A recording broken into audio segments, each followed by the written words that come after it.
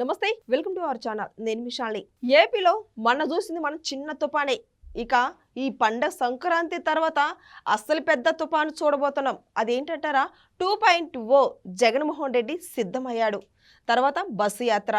ఈ రెండు యాత్రలో జగన్మోహన్ రెడ్డి తుఫాను కన్నా ఘోరంగా ముందుకెళ్తున్నారని ప్రజల్లో సమాచారం అయితే బాగా వస్తుంది.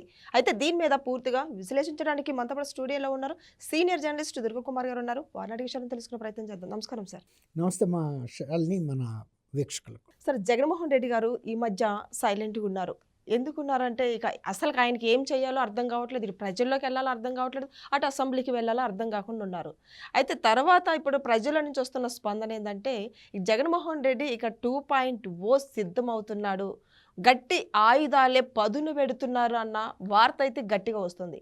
ఇక నెక్స్ట్ జగన్మోహన్ రెడ్డి వ్యూహం ఏ విధంగా ఉండిపోతుందంటే ఏం చెప్తారు సార్? అంటే వాళ్ళ సోషల్ మీడియాలో ఇది కొద్దిగా ప్రచారంలో పెట్టడానికి ప్రయత్నం చేస్తున్నారు. ఎందుకంటే జగన్మోహన్ రెడ్డి కాళ్ళు గడప దాటి బయటకు రావట్లేదు. ప్రజల్లో ప్రతిష్ట రోజు రోజుకి దిగజారిపోతుంది. ఒక ప్రతిపక్షం అనేది ప్రజల పక్షంగా ఉండాల్సిన వ్యక్తి, పార్టీ వీళ్ళ ఉనికి ఎక్కడా కనపట్టలేదు అనే ఒక చర్చ ప్రజల్లో వచ్చేసింది. వాళ్ళు ఒక నిర్ణయానికి కూడా వచ్చారు. దాదాపు 20 నెలల ఎన్నికల తర్వాత కూడా అసెంబ్లీలోకి వెళ్ళి కనీసం ఎన్నికైన 11 మంది సభ్యులైనా ప్రజల పక్షాన మాట్లాడకుండా, శాసనసభకు వెళ్లకుండా తప్పించుకుని తిరుగుతున్నారంటే వీళ్ళు రాజకీయ పార్టీకి ఉండాల్సిన ప్రథమ లక్షణం ఏదైతే ఉందో అది లేదు. మాకు ఏ బాధ్యత ఇస్తే మేము ఆ బాధ్యతని, ఇప్పుడు నిన్ను యుద్ధానికి పంపుతున్నారు, నువ్వు కత్తి ఇస్తే కత్తితో యుద్ధం చేయాలి, బాణం ఇస్తే బాణంతో చేయాలి, బల్యం ఇస్తే బల్యంతో చేయాలి, అంతే కదా. నువ్వు ఏది ఇచ్చినా అక్కడ పడేసి నిలబడుతున్నావు అంటే నువ్వు సైనికుడు కాదనేగా. అది తేలిపోయింది ప్రజలకి. కాబట్టి కిందసారి సిద్ధమని ప్రతి ఊళ్ళోనూ ఇట్లా మూతి మీద కొట్టినట్టుగా ఇలా ఇలా పంచి అనమాట పెట్టి 700 కోట్ల రూపాయలు ఖర్చు పెట్టారు దాని ప్రచారానికి.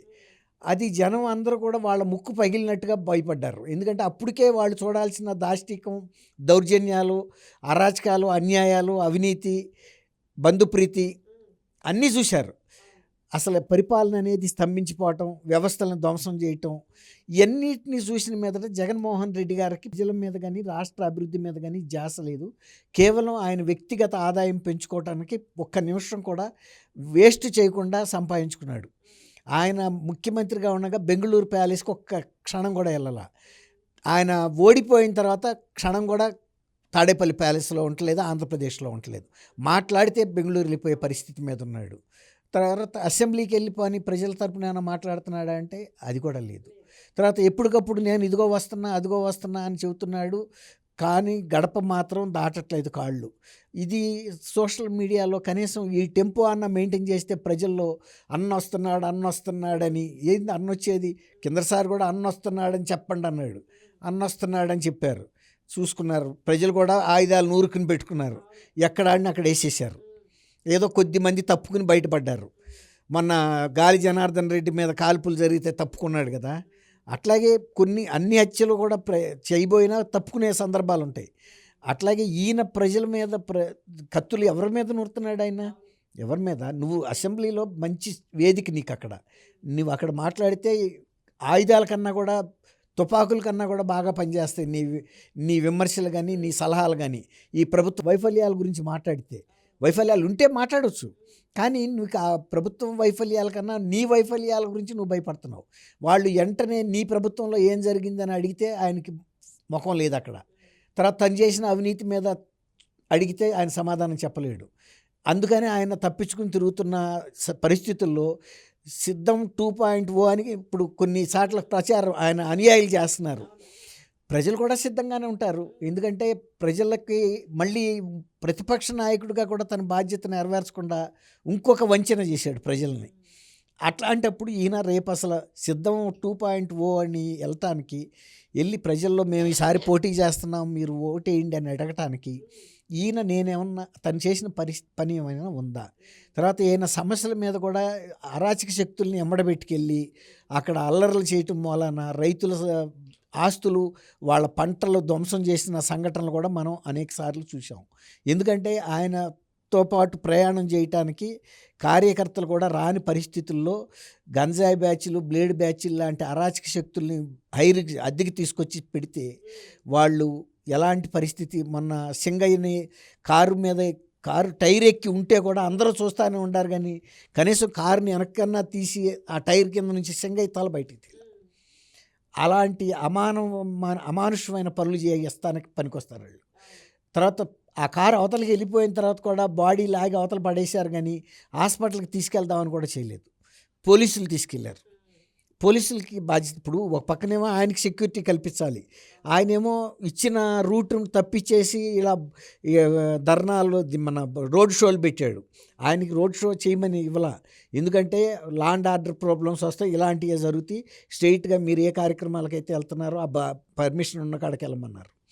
ఇప్పుడు ఈ 2.0 అని ప్రజల్లో ఒక భ్రమ కల్పిస్తున్నారు. అంటే మేము ఇంకా పార్టీ ఉంది, జగన్మోహన్ రెడ్డి గారు లేస్తే మనిషి కాదు అని. ఆయన లేవడం, ఆయన బల ప్రదర్శన చేస్తే చూసేంత పరిస్థితి జనానికి కూడా లేదు. ఎందుకంటే 2.0లో సిద్ధం అంటూ బస్సు యాత్ర కూడా పండగ సంక్రాంతి తర్వాత బస్సు యాత్ర చేయబోతుంది. ఆయన బస్సు యాత్ర గతంలో కూడా పులివెందుల నుంచే మొదలుపెట్టాడు. ఆ పులివెందుల్లో ఒక సర్పంచ్కి వచ్చినంత మంది జనం కూడా అక్కడ రాలా. తర్వాత మొన్న జెడ్పీటీసీ ఎన్నికలు పులివెందుల్లో జరిగితే అక్కడ డిపాజిట్ కోల్పోయింది పార్టీ.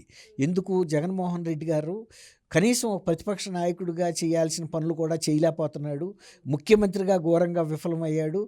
ఆయన సొంత సంపాదనలో సక్సెస్ అయ్యాడు, కానీ పరిపాలనలోనూ ప్రజలకు న్యాయం చేయటంలోనూ ప్రజలకు ఇచ్చిన వాగ్దానాలు అమలుపరచడంలో ఘోరంగా విఫలమయ్యాడనే కదా వాళ్ళని తిప్పికొట్టింది. కాబట్టి ఇవాళ మళ్ళీ బస్సు యాత్ర చేసిన తర్వాత ఇంకోటి, ఆయన జనాకర్షణ ఉన్న నాయకుడు కాదు. కిందసారి కూడా వాళ్ళ చెల్లి షర్మిల గారు చేసిన పాదయాత్ర మూలాన గెలిచాడు, కానీ ఆయన ఇప్పుడు కనుక పాదయాత్రకి వెళ్తే తను 2019 నుంచి 24 వరకు ముఖ్యమంత్రిగా చేసిన పనుల్ని అడుగుతారు. మళ్ళీ 24లో నీకు ప్రతిపక్ష నాయకుడిగా 11 సీట్లు ఇస్తే నువ్వు ఎప్పుడైనా అసెంబ్లీకి వెళ్ళావా అని అడుగుతారు. వీటన్నిటికీ సమాధానం చెప్పగలిగిన పరిస్థితి ఆయన లేకే ఎక్కడికక్కడ ఇదిగో అదిగో అని ఇచ్చి చంద్రబాబు నాయుడు గారికి టైం ఇద్దామనే ఒక మిషతో వాయిదా వేసుకుంటున్నాడు. అవతల వ్యక్తికి నువ్వు ఇవ్వాల్సిన అవసరం ఏముంది? కత్తి. ఇప్పుడు మన ప్రత్యర్థి కత్తి ఆయనకు ఉంటుంది, నువ్వు ఇవ్వకర్లా కత్తి. నీ కత్తి నీకుందా లేదా చూసుకో. ఆయన చేతిలో కత్తి లేదు కాబట్టి ఇప్పుడు ఆయనతో ఎదురుపడలేక ఉండే కొద్ది రోజులు ఆయన్ని తర్వాత చూద్దాం అంటున్నాడు. చంద్రబాబు నాయుడు గారిని ప్రజలు ఆశీర్వదించారు, ఆ పదవి ఇచ్చారు, అధికారం బాధ్యతలు ఆయనకు అప్పచెప్పారు, జరుగుతుంది. కాబట్టి జగన్మోహన్ రెడ్డి గారు కిందసారి విజయమ్మ షర్మిలమ్మ బలంతో వచ్చాడు, కానీ ఈసారి సిద్ధం 2.0 అన్నా, బస్సు యాత్ర అన్నా, రాకెట్ యాత్ర అన్నా, లేకపోతే ఇంకేదన్నా సెటిలైట్ యాత్ర అన్నా కూడా జనం దగ్గర ఆయన వెళ్ళి మాట్లాడలేడు, రాసిస్తే కూడా చదవలేడు. అదే షర్మిల అంటారా, ఆమె స్వయంగా డైరెక్ట్గా ఎక్స్టెంపోర్గా మాట్లాడేస్తుంది, ఏమి ప్రిపరేషన్ లేకుండా, ఎటువంటి ప్రశ్న అయినా తడబడకుండా సమాధానం చెప్తుంది. ఈయన వెళ్ళిన ప్రతి ఇష్యూని తనకు తను అంటే సూసైడల్గా చేసుకుంటున్నాడు. అంటే తను కత్తితో తనే నరుక్కుంటాడు, యుద్ధం తెలియనాడు. ఇప్పుడు కత్తి తిప్పటం తెలియాలి ఫస్ట్ ప్రత్యర్థి మీద, కానీ అది తెలియక కొందరు